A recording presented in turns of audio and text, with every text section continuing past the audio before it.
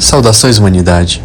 Vocês, em algum momento da vida, já se questionaram sobre o que é vazio? Em terras distantes pronunciam seu nome com reverência e lamentação, pois nenhum foi capaz de domar nossas almas selvagens, e mesmo assim você cumpriu o desafio. Sob a vigilância mais pálida, você ensinou, nós mudamos, instintos básicos foram resgatados. Um mundo que você deu para insetos e bestas como eles nunca sonharam. De Elégia para Hollow Nest, por Monomon, a professora.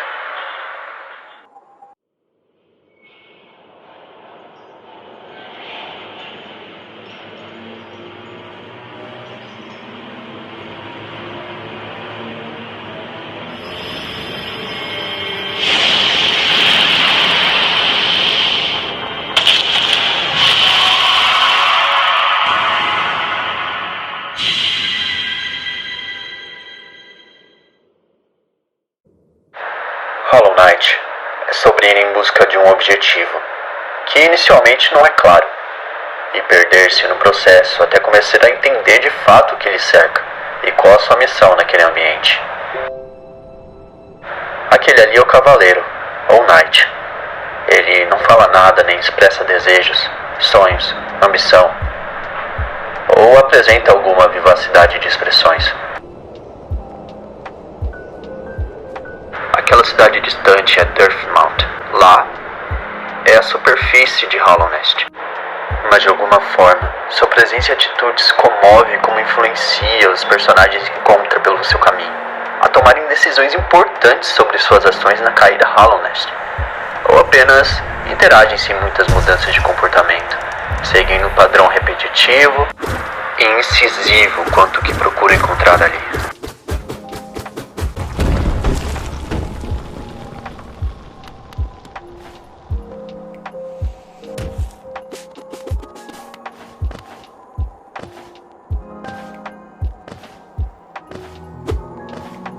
Dermouth, a cidade desvanecente. Olá, viajante. Eu sei que só tenho para oferecer as boas-vindas. A nossa cidade está silenciosa, como pode ver. Os outros residentes, todos eles desapareceram, descendo para aquele poço um por um para as cavernas abaixo. Havia um grande reino embaixo de nossa cidade. Há muito tempo caiu em ruína, mas ainda atrai pessoas para as suas profundezas. Riqueza, glória, iluminação, aquela escuridão parece prometer todas as coisas. Tenho certeza que você também busca seus sonhos lá embaixo. Bem, tome cuidado. É um ar doentio que enche aquele lugar. As criaturas ficam loucas. E todos os sonhos talvez não sejam tão bons quanto parecem ser.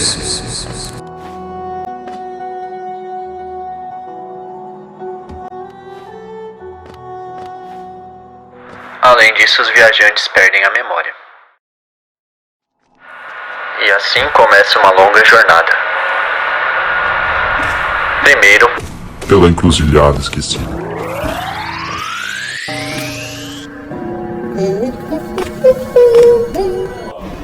Olá! Você veio explorar essas preciosas e velhas ruínas? Não se preocupe comigo. Também tenho um carinho por exploração. Perder-se e encontrar o seu caminho novamente é um prazer como nenhum outro. Nós somos formidavelmente sortudos, você e eu. Eu sou um cartógrafo e estou trabalhando no mapeamento desta área no momento. Gostaria de comprar meu mapa? Ah, moleque, vendi mais um! e é nesse momento que o jogo fica mais interessante. Você só tem um mapa dessa área.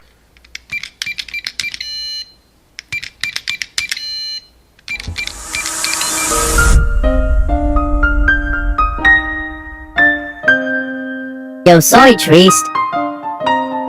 Shopenhauer é bem conhecido por ter desenvolvido uma visão bem pessimista da vida. Para ele, o ser humano seria essencialmente vontade, e essa vontade sempre leva o ser humano a desejar cada vez mais, e isso produz uma insatisfação constante.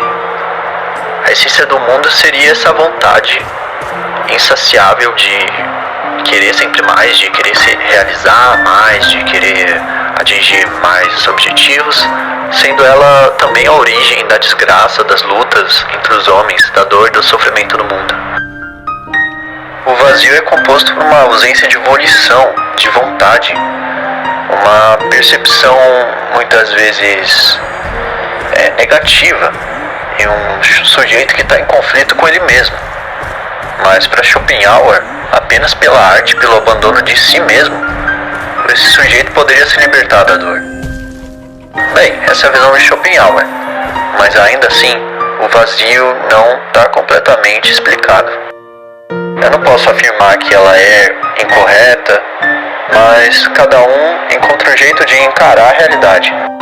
E quando essa realidade não vai de acordo com o que nós esperamos?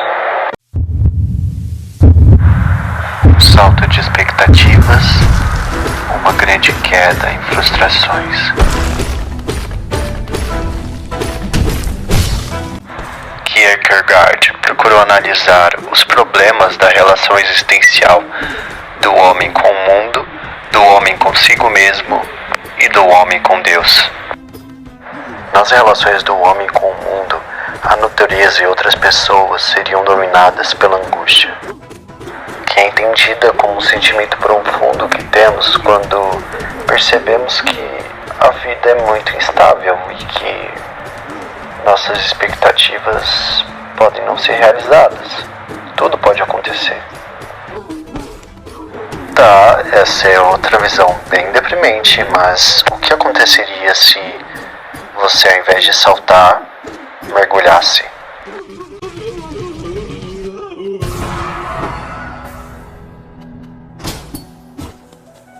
A descida de Dartmouth para Hollow Nest pode ser interpretada como um mergulho simbólico ao vazio, o desconhecido em nós mesmos.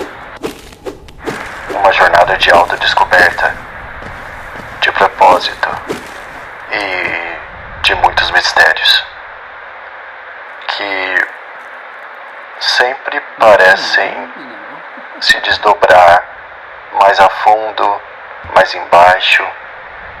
Parece que sempre tem alguma coisa nova para descobrir. Um novo local, uma nova pista, um novo poder, uma nova informação. Tudo muda. A agressividade, o ódio, o sentimento de vingança. Tudo isso faz parte de nós. Ou será que é apenas a nossa sombra?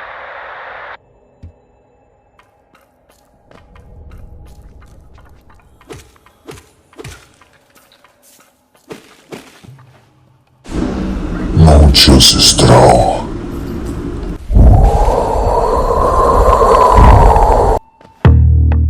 Com Viktor Frankl, neuropsiquiatra austríaco, fundador da logoterapia e análise existencial. Frankl, what is the difference between people who are able to pick themselves up, get over life's problems, and those who are not?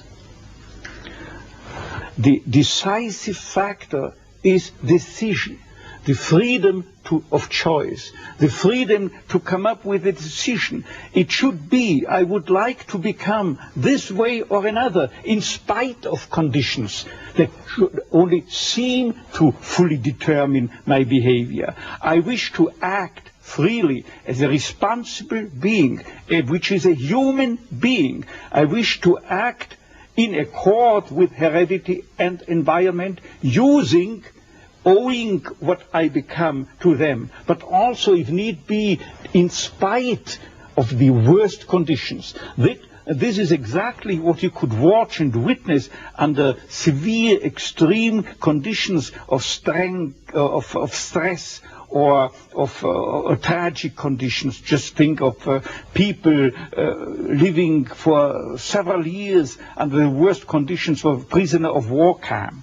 There is a whole body of psychiatric literature about that, or for that matter, in concentration camps. And this is what should be acknowledged. People are free, and if you watch or study the lives of such people in just a detached, down-to-earth, empirical, strictly empirical, scientific way and fashion, in another way than you presented it, and you commented it in another way, then people get the picture, the impression of a human being as something, not someone, something that is fully determined.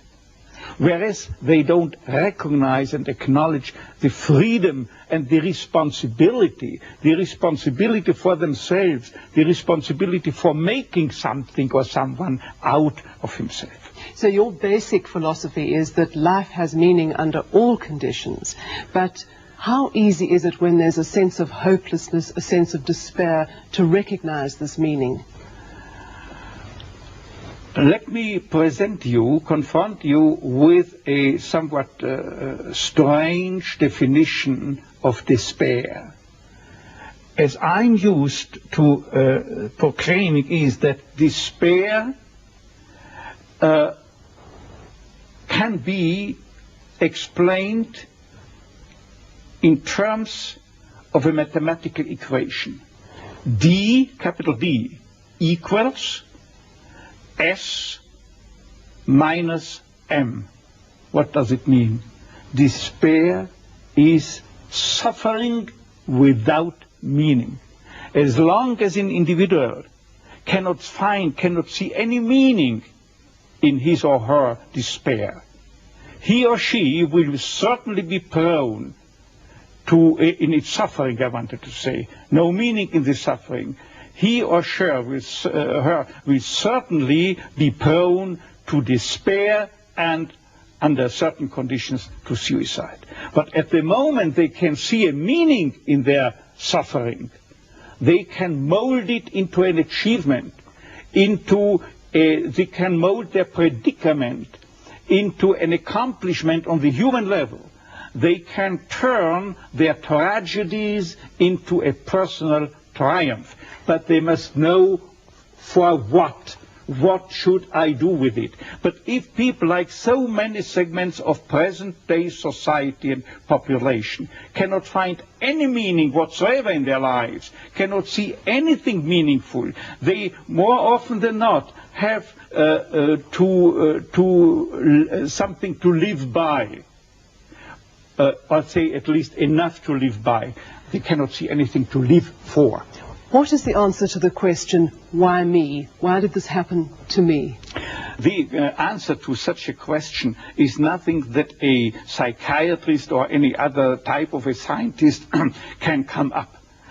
But I would not share the opinion of, say, Jean-Paul Sartre, who said we have to accept and to shoulder courageously, heroically, the absolute meaninglessness of our lives. But what I think is rather that what we have to accept is the incapacity of our humanness, the incapacity to recognize the ultimate meaning in intellectual or merely rational terms. This is the only thing we have to accept. But still, we may believe in ultimate meaning, but to lead someone, say a patient, to even the way for him to such a belief, to faith, is of course not the business or job to be carried out by a psychiatrist, but rather by a theologian. Tell me, to what extent do you feel we have choices in the things that befall us? Our freedom is a finite freedom, a limited freedom. That is to say, a human being is never fully free from conditions, be they of biological or psychological or sociological kind. But the ultimate freedom is always and remains always reserved to ourselves. That is the freedom to take a stand to whatever conditions might confront us. How we react to the unchangeable conditions is up to ourselves. In other words, if we cannot change a situation, we have always the last freedom to change our attitude to that situation. Dr. Frankl, give me an example of meaning that can be taken out of a situation of despair. I once received a letter from a young Texan student who told me his own story. At the age of 17 years, he had an accident when indulging to his diving sport. And from that time on, he was paralyzed from the neck down. And he wrote to me, I broke my neck, but it did not break me. I am at present helpless, and this handicap will remain with myself apparently forever. But I have not given up my studies. I went, because of my own helplessness, to help other people. I want to become a psychologist, to help others. And I'm sure, he wrote to me, that my suffering will add an essential contribution to my ability to understand others and to help other people. This man, three years later, was invited by me to deliver a lecture, to read a paper at the 3rd World Congress of Logotherapy taking place at the University of Regensburg in West Germany. He was brought in and with his wheelchair by a plane from Texas to West Germany and delivered a lecture under the title, The Defiant Power of the Human Spirit. The last sentence read, I know that this is true because that man was me.